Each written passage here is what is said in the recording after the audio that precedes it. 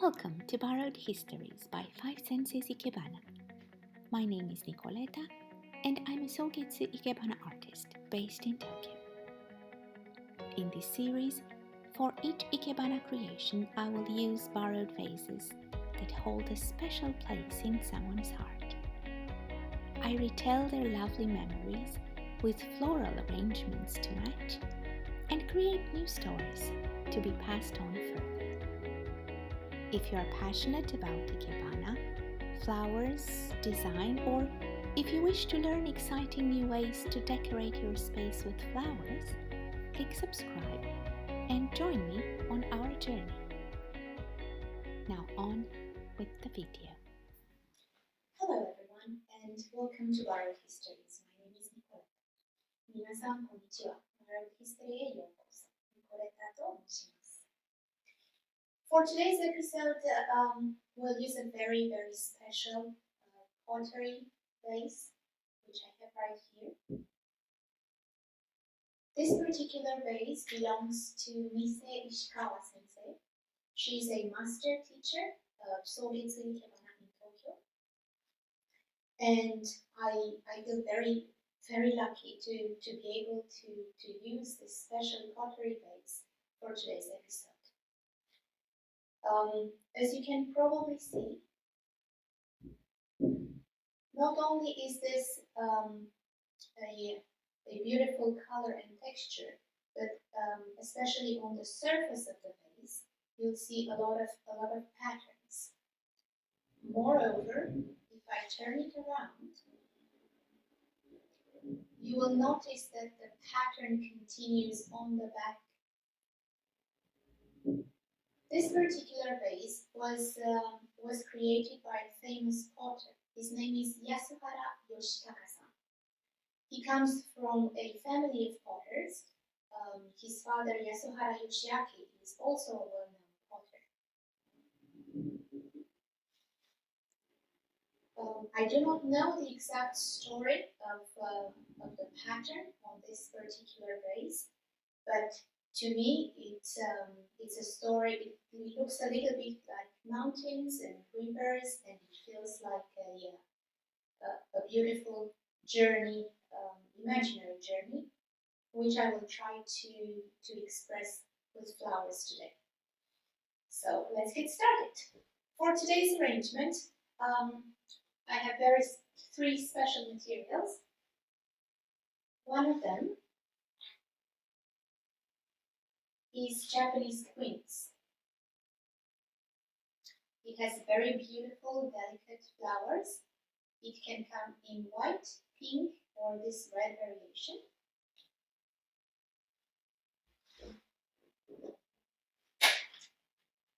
The second material I use is this scarlet red sweet peas.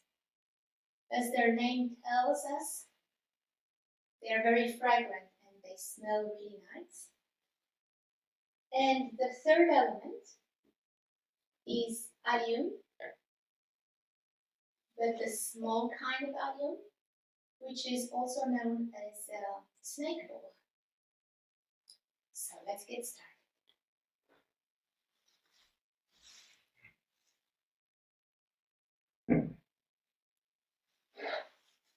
I will remember to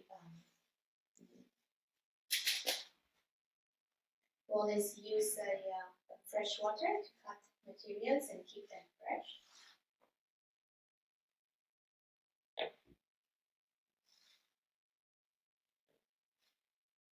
This Japanese quince is a very pretty flowering type of quince. I am told that it bears fruit, although it's probably quite sour to eat in itself. It is used in jams mostly.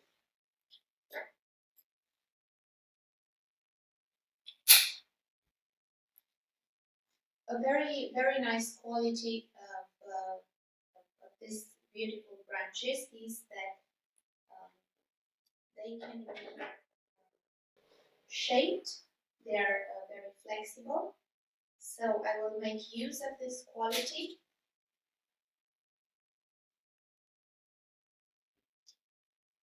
and create a little bit of an extra shape.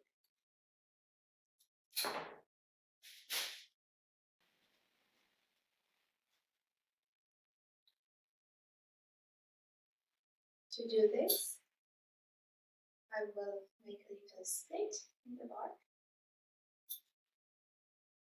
And in that spot, gently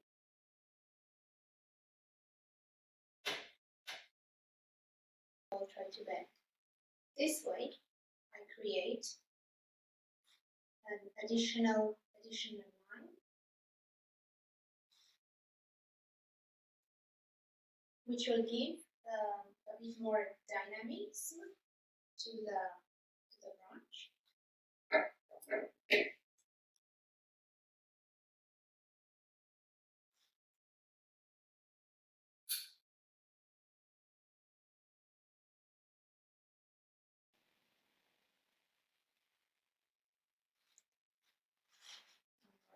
Here.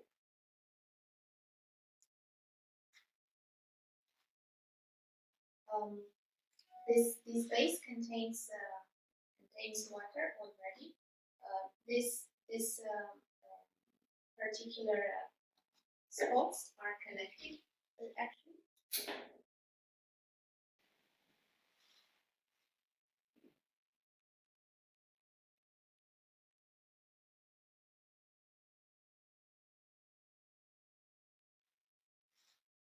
So there is water in all of them.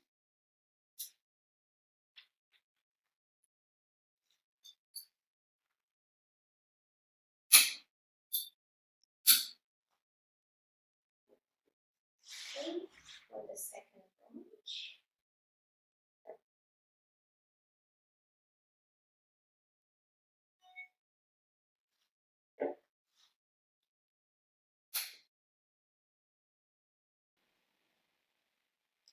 I will again bend a little bit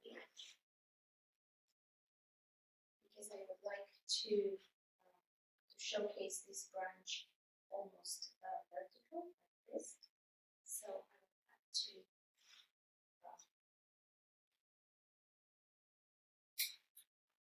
cut and bend a little.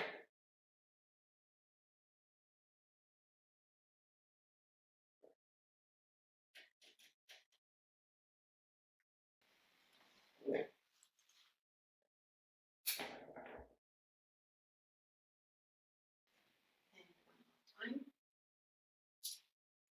Give an uplifting flow.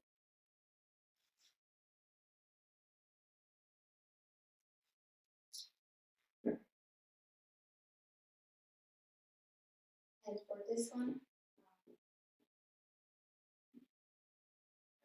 use actually the same partition.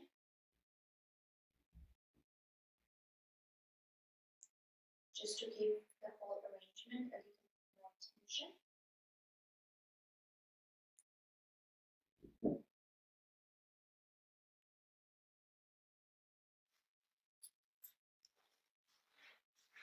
Now let's have the flowers.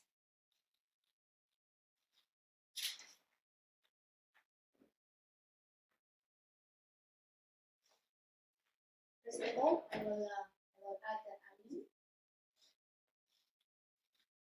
Are we out of the frame?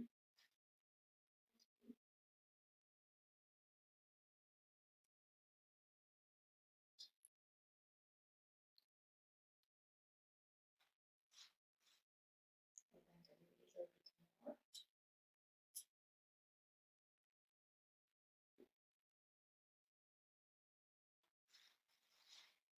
Okay. This looks very beautiful and very, very playful.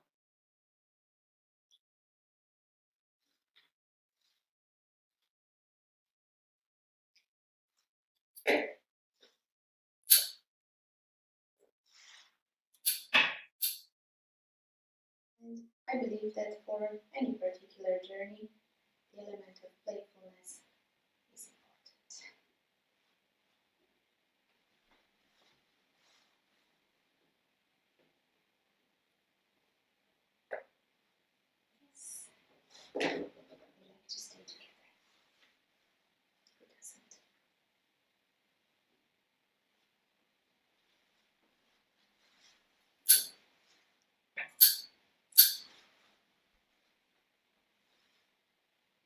Now, interestingly, especially after using the very beautiful and fragrant sweet peas, allium, as you probably know, belongs to the onion family. So especially when cut underwater, they tend to smell a little bit like onions.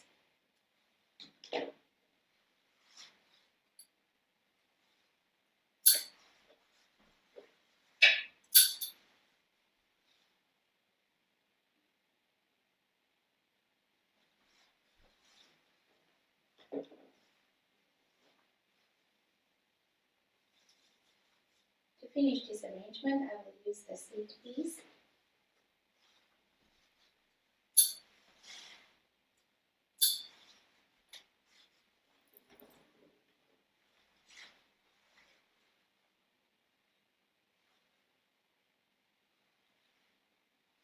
I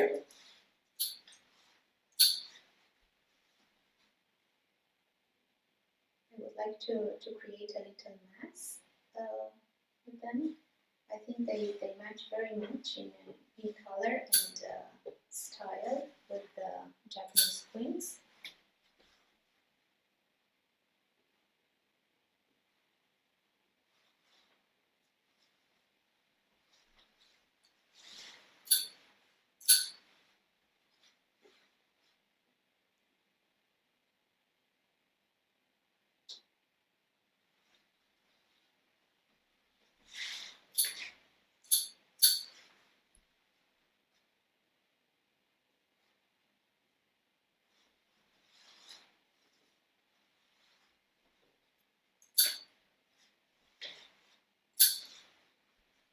If you're interested to learn more about Ishikawa sensei and the famous potter, I will leave the details in comments below. Also, if you happen to know anyone who has a particular story to tell with a famous vase or pot, please do get in touch. I would like to be able to tell as many stories as I can using this using not only famous vases, but also I would like to retell their stories, sometimes forgotten, sometimes not known. And in doing so, I would like to connect with as many as you as I can, and to share the love for flowers, the love for Ikebana, the love for history,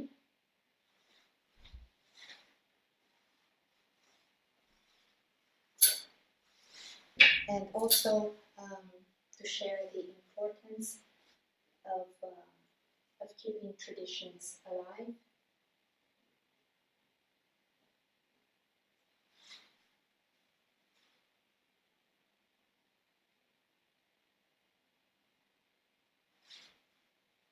Quite a lot of artists struggle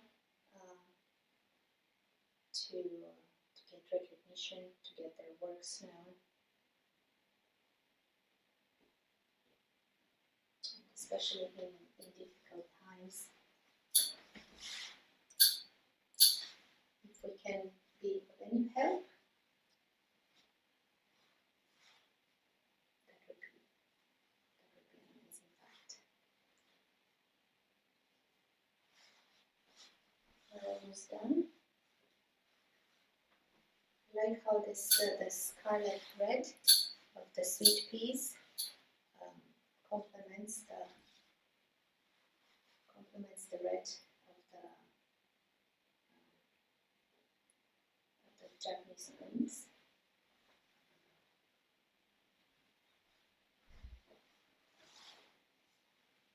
I would like to add a little bit more allium.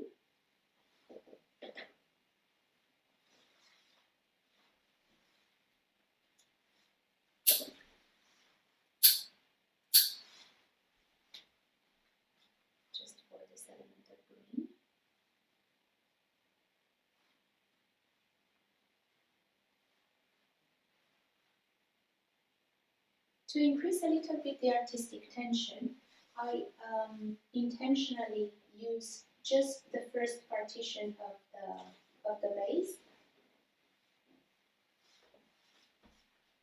and not the other three. This way, I feel like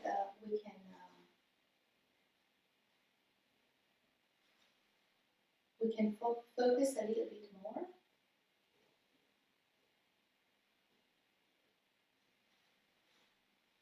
And as I was saying, we can focus a little bit more on the beauty of this vase, while at the same time showcasing the design, the dynamic, and the beauty.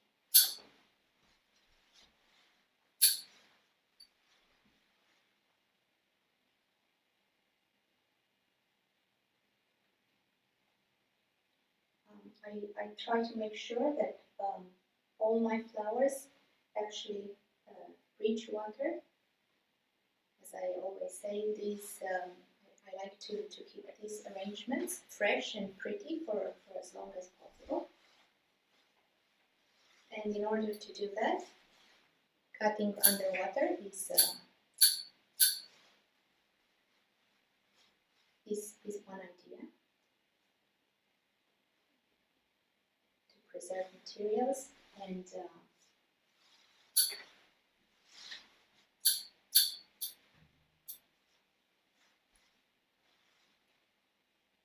using fresh materials would be another.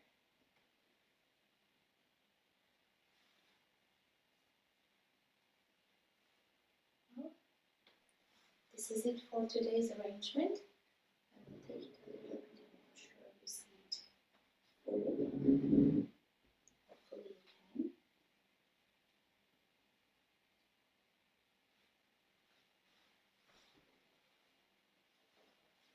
Well, I hope you enjoyed today's demonstration. Please check out our other stories. Please do get in touch if you know anyone who has a particular vase that holds a story that needs to be told. Please do get in touch if you have questions. Please check out also the description at the end of the video if you wish to know more about the flower materials or about the story behind the containers that I use each time. Thank you once again for joining me and hope to see you very soon.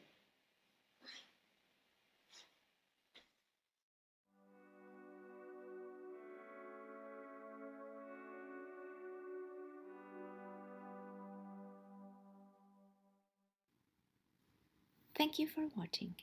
If you are looking forward to seeing more arrangements, click subscribe and follow the 5 Senses social medias. Until next time, bye!